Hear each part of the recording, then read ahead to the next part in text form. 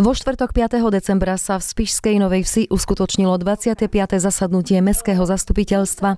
Pred schvaľovaním rozpočtu na budúci rok poslanci schválili poslednú tretiu zmenu rozpočtu mesta v tomto roku, ktorou sa zvyšujú príjmy a výdavky o čiastku necelých 7 000 eur. Mesto Spišská Nová Ves vstúpi do nového roka s vyrovnaným rozpočtom bez toho, aby muselo zvyšovať dane a poplatky. V roku 2025 by malo mesto hospodáriť so sumou 47 789 000 eur, čo je oproti roku 2024 menej o 6 928 000 eur. Je to bez transferov, potenciálne bez tých potenciálnych externých peňazí, ktoré v priebehu roka ešte na základe vyhlasovaných víziev mesto vie získať, takže preto je iba vo výške 48 miliónov oproti tohto ročnému 55 miliónov.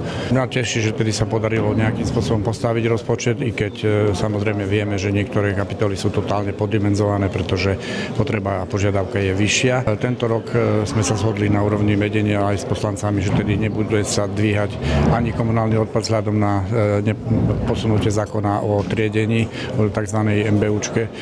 A taktiež sme sa zhodli na tom, že nepôjdeme ani do krytia inflačného percenta vo výške tých 5 až 6%, ktoré pôvodne sme mali v pláne. Aj samosprávy sa samozrejme dotkne konsolidácia, pre všetkým nárast dane z pridanej hodnoty o 3%, pretože mesto nie je placom DPH. Pri tvorbe rozpočtu na rok 25 aj 26-27 sme veľmi veľa diskutovali. Môžeme považovať tento rozpočet za štartovací, pretože strašne veľa predikcií, to znamená toho, čo môžeme očakávať v roku 2025, my nevieme. Ešte stále nemáme štátom určené výšky peňazí, ktoré dostaneme do nášho rozpočtu. V tomto roku si myslím, že sme to rozoberali veľmi podrobne. Nehovorím, že nie je ešte možnosť šetriť, ale to uvidíme podľa toho, ako prídu reálne sumy. Ja verím, že nejakými spoločnými silami a spoločnými úspornými opatreniami, prípadne možno vývojom ekonomiky v štáte sa podarí vykryť všetky potreby, ktoré mesto zabezpečuje. Výnos dane z príjmov fyzických osôb sa v roku 2025 bude prerozdeľovať medzi samosprávy novým spôsobom. Zmena súvisí s prechodom financovania materských škôl z obcí na štát.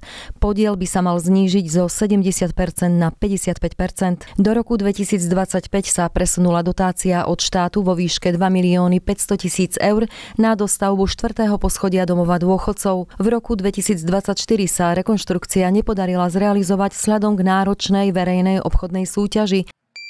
Poslanci odobrili aj nový dlhodobý bankový úver vo výške 4 milióny eur, a to na financovanie investičných akcií a spolufinancovanie projektov, ktoré mesto plánuje realizovať zo zdrojov Európskej únie a štátneho rozpočtu. Poslanci hlasovali aj o zmene taríf cestovného v mestskej verejnej doprave v Spišskej Novej Vsi, ktorá bude platiť od 1. januára. V tomto roku došlo k zásadnej zmene tarifikácie cestovného v prímestskej doprave, ktoré realizoval Košický a Prešovský samosprávny kraj.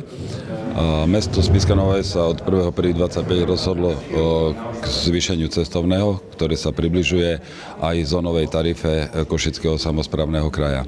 Chceme tým zvýhodniť cestovanie pre ľudí z okrajových častí mesta. Týka sa to najmä Novoveskej huty, časti pod Tepličkou, ale aj našich Smižian. Pre každého, aj občas cestujúceho, bude určite výhodné si vybavenie dopravnej karty, kde to cestovné bude výrazne lacnejšie ako v hotovosti. Novinkou je zavedenie možnosti platby bankovou kartou. Jednosmerné základné cestovné pri dopravnej karte sa mení zo súčasných 45 centov na 60 centov a pri platbe v hotovosti zo 60 centov na euro 50. K zvýšeniu dôjde aj pri zľavnenom cestovnom. Súčasná tarifa platná od roku 2008 bola zvyšovaná len raz, a to v roku 2020 o približne 20%, a jedinou výraznou ďalšou zmenou bolo zavedenie bezplatného cestovného pre občanov nad 70 rokov v roku 2018. V ďalšom bode poslanci schválili poskytnutie dotácií športovým klubom. V rozpočte mesta na rok 2025 bolo pre 20 športových klubov vyčlenených 250 000 eur. Týmto športovým klubom sa pridelili dotácie na základe schválenej koncepcie rozdeľovania dotácií. Treba povedať, že dotácia nie je povinná zo strany mesta. Je to vlastne ústretový krok poslancov mestského zastupiteľstva smerom k športovým klubom. Nás veľmi teší, že hlavne po tom tom covide z roka na rok stúpa aj početnosť mládeže v športových kluboch a hlavne účasti na rôznych krajských, slovenských, európskych alebo svetových podujatiach. Poslanci odsúhlasili aj spolufinancovanie modernizácie zimného štadióna v Spišskej Novej Vsi. Celkové náklady projektu sú vo výške takmer 5,5 milióna eur, pričom 5 miliónov eur poskytne Fond na podporu športu. V septembri bol projekt zaradený do zoznamu športovej infraštruktúry národného významu. Ale my sa spoliehame na to, že pri verejnom obstarávaní sa dostaneme na tú požadovanú sumu 5 miliónov a tým pádom by to spolufinancovanie nebolo treba. Takže toto je ten hlavný dôvod, prečo to dnes v zastupiteľstve bolo. Táto rekonštrukcia medzi inými nielenže zvýši komfort na zimnom štadióne, ale aj zníži energetickú náročnosť tohto zimného štadióna. To znamená, v konečnom dôsledku to usporí mestu tie prevádzkové peniaze. Do takýchto projektov všetkými 10 poďme do toho. Poslanci sa venovali aj ďalším témam. Celé rokovanie mestského zastupiteľstva si môžete pozrieť na webovej stránke televízie Reduta.